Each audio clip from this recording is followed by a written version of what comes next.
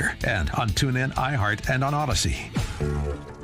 Only the biggest stories, only the biggest guests, and only the biggest opinions. This is AM 560, The Answer. Top of the morning, Dan and Amy. President Biden was at Germanna Community College in Virginia yesterday giving a stem winder on the economy.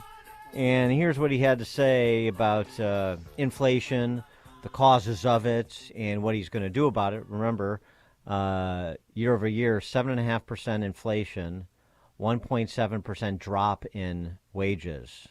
That's not good economic news.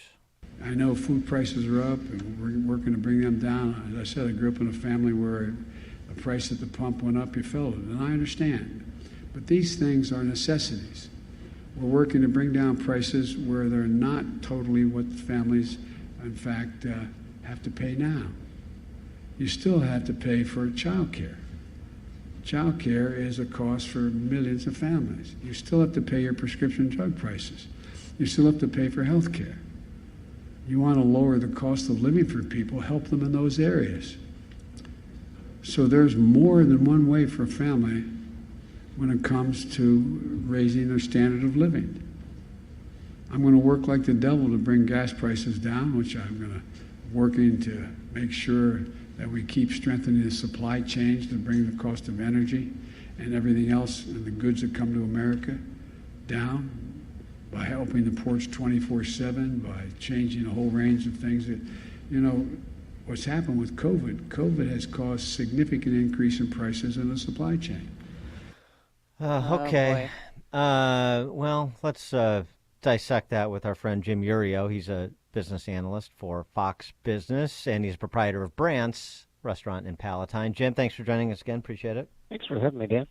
So, Hi, Jim. yeah, so he wants to be he wants to lower the price at the pump because he's sick of seeing all those stickers on the pump saying "I did that," pointing to the price, and but he doesn't want America to be energy independent based on the policy choices he's making. Number one, number two. He's not going to lower the cost by reducing his desire for the Fed to print money and for the Congress to spend it with great profligacy. He's going to reduce it by providing more entitlements for more Americans. Do I have that right?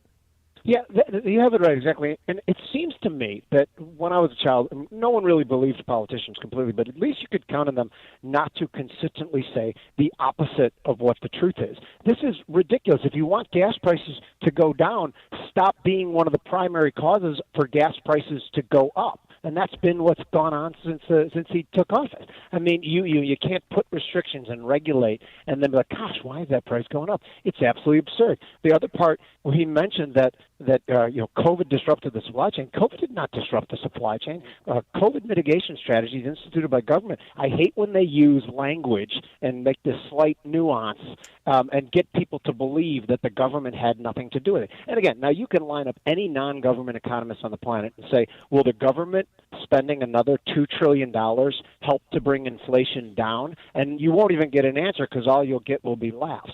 So like everything he said there is completely opposite of the truth. So I don't even know what to do with this anymore. Well, remember when he said this is going to be temporary back in, I think it was a few months ago, that, the prices are higher now, inflation's high, but it'll be temporary. His definition of temporary is different than ours. Well, I guess when you've lived as long as he has, maybe that, a view of 10 years is a shorter glimpse than us. Maybe that's it. I don't know. But it was, any credible economist, and I'm talking about, guys like Brian Westbury, who I speak to all the time, as this was going on, and the Fed kept saying transitory, the federal government kept saying transitory, and guys like Brian, guys like myself, who obviously not as, whatever, but it can't, how can you know that? You let all these cats out of the bag, and you think you can the hubris of thinking you can just grab them and stuff them back. And then when you start to throw the wage portion of it as well, which obviously you mentioned that wages aren't nearly keeping up with inflation, but wages are going up. Just in Illinois, we've had two different minimum wage increases since the pandemic began. So just to rattle that around in your head, they shut down small business, they regulate the crap out of small businesses, and then they raise the minimum wage that they have to pay. And that's a small part of the wages going up too, but it's one of the most infuriating parts. Well, the other point, too, on the entitlements piece, this is the flim-flammery, another aspect of the flim-flammery of it. on the one hand, I'm not going to do anything other than pursue the policies that have driven the inflation spike. But I'm going to, cover your costs in these other areas, so that'll reduce your overall cost, in terms of managing your household budget.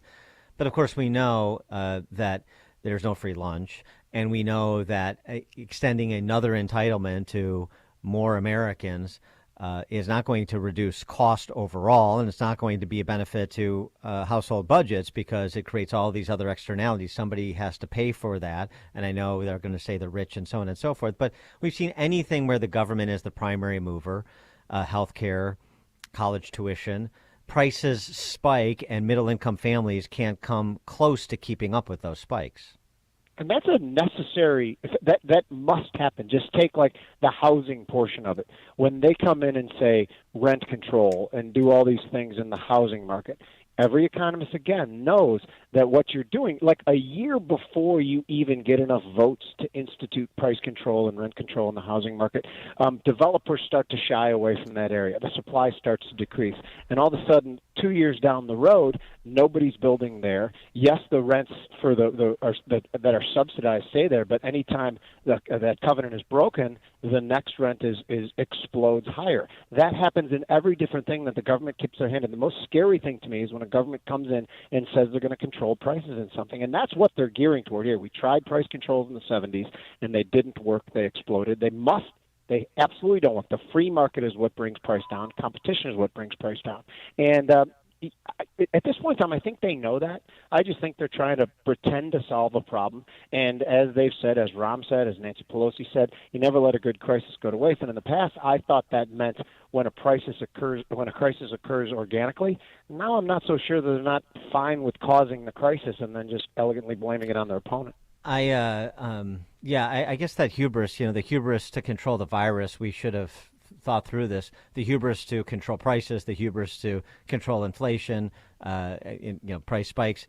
That's the same sort of hubris. I can bend the laws of economics to my will. I can bend the laws of nature to my will. So it's sort of the same hubris, I guess. There's a parallel there. I think there's absolutely no doubt. And as you were mentioning the pandemic stuff, the stuff that they did for the pandemic was so ridiculous. It reminds me back in the Black Plague in Italy, they danced the tarantelle to ward off the tarantulas to stop the plague.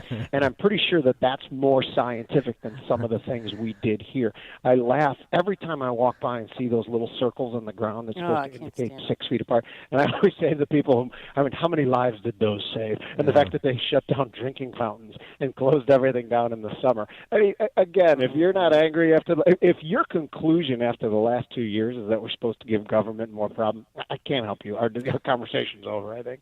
Now, yesterday, the market that was rallying on earnings reports earlier in the week tanked on the inflation number.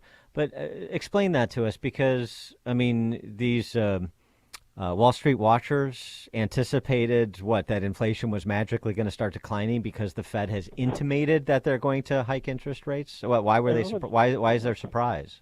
Everyone says that hope is not a strategy in the financial world, yet everyone has this hope. People had their fingers crossed, hoping that there was going to be a tame number. Of course, there was not a tame number, but the thing that really accelerated the down move in the stocks was later in the day when James Bullard, a voting member of the Fed came out and said he wants a 50 basis point tightening in March and 100 basis points tightening by July. So for him to do that when the market was already kind of declining, and it's not just like a random thought. This is a calculated move by the Fed. So the Fed is definitely telling us that their plan today is to be aggressive on inflation, which I will counter that with saying, well, then why didn't they just raise rates right then? They could have. Right. I don't know. But I think what they're telling us is that we are willing to accept a decline in stocks, maybe to the tune of even 20% when it's all said and done, before we blink in raising rates. Now, people will criticize them always and say, well, their mandate isn't really to protect risk asset prices and make the rich richer. But you can also make an argument that if the stock market declines 20-25%, then organic demand in this country will be dwindling as well, and that could be some part of helping the inflation problem. So, it's a nuanced argument. I wanted to get your take on this push to prevent members of Congress from engaging in some of the market practices they engage in, buying stocks, being active in the market when they have so much influence over policies that could impact the performance of particular sectors, even particular companies. But mostly it's just so I could read this line from Kim Strassel's column, because this is just one of the best lines I've read on just sort of the culture in D.C.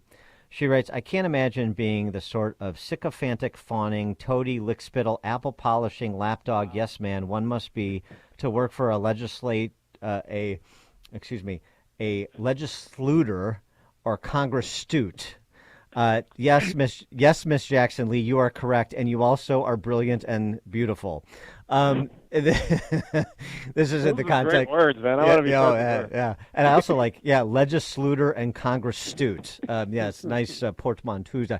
So, but what about that? What about barring Congress? Blind trust, mutual funds, but barring Congress, members of Congress from engaging in financial transactions in the market when just by the very nature of what they do on a daily basis, they have influences that could move the prices of so many companies and sectors. Well, here's what I love. Well, first of all, I don't think the legislation is going to have any teeth because it's Nancy Pelosi's husband who is this genius trader. So if it doesn't include spouses, children, parents, then it's going to be a toothless bill, that's what I expect it to be, because why would they want to ever give up that power? But the notion of them, like, we are comfortable in this country with them essentially insider trading and rolling over someone. In our business, we consider that absolutely tantamount to theft. And the Federal Reserve, up until 6 months to a year ago, we didn't even realize in the financial world that they had positions on in equity futures. Yeah. And the day before they would say a different policy initiative, and this was all legal. So this is a great time right now for us to be waking up, and I think social media plays a big part of that. They're like, wow, these guys are actually literally looting us. They're literally rolling over us on trades. And it's the same as theft. So for us to demand that this bill gets passed is, more than reasonable. It's ludicrous that they've been doing this up till this point in time. And you look at some of the balance sheets of these congressmen when they come into Congress and when they leave, they seem to do pretty well. A lot of them beat the S&P pretty good. So, again, these are head scratchers, and so many of the things we talk about are head scratchers, like how could this ever have been the case?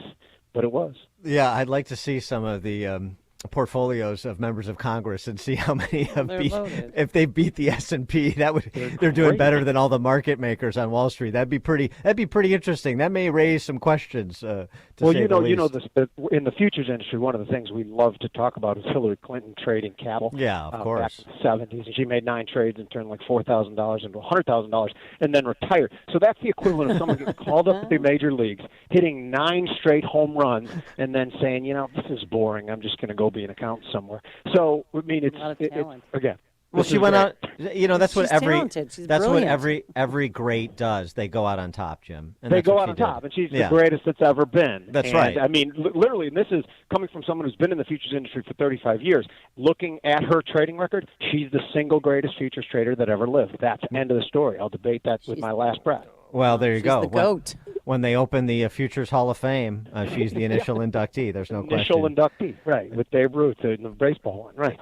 Jim Iuorio, Fox Business Analyst, owner of Brandt's in Palatine, best burgers in town. Check it out. Jim, thanks for joining us. Appreciate it. Thank you. Thank you. And he joined us on our turnkey.pro answer line. Connect with Dan and Amy on the AM 560 The Answer mobile app. Just text the word app to 64636 to download the app today. The Lou Dobbs Financial Report is brought to you by Signature Bank, helping local businesses succeed. Visit signaturebank.bank for your commercial banking needs. I'm Lou Dobbs. The Canadian truckers' China virus mandate protests heading for America. And while car prices hold steady last month, trouble looms. Those stories next. Here's some great news. If you missed the deadline to sign up for health insurance, or if, like a lot of people, you just have a plan you're not happy with, you still have a choice. It's called MediShare. It's a Christian healthcare sharing program. There are more than 400,000 members now, and they love it. In fact, MediShare has double the customer satisfaction rate compared to that of health insurance. And MediShare really is the gold standard when it comes to healthcare sharing. It's been around more than 25 years. Members have shared more than $4 billion of each other's medical bills. Plus, MediShare is for you. It has saved its members billions by advocating on their behalf. Best of all, the typical savings for a family is around $6,000 a year. So if you think you're stuck with a high-cost health plan that doesn't have much to offer, think again. Medishare has a 98% customer satisfaction rating, and you are invited to be part of it. Call now. 877-64-BIBLE. That's 877-64-BIBLE. 877-64-BIBLE. It appears Sunday's Super Bowl in Los Angeles may be the next target of truckers who are protesting China virus vaccine mandates. With streets being blocked for the 5th day today in Canada, officials say a convoy could make its way to the United States with a stop at the Super Bowl, then head across the country to the U.S. Capitol. President Biden scheduled to deliver the State of the Union address on March 1st.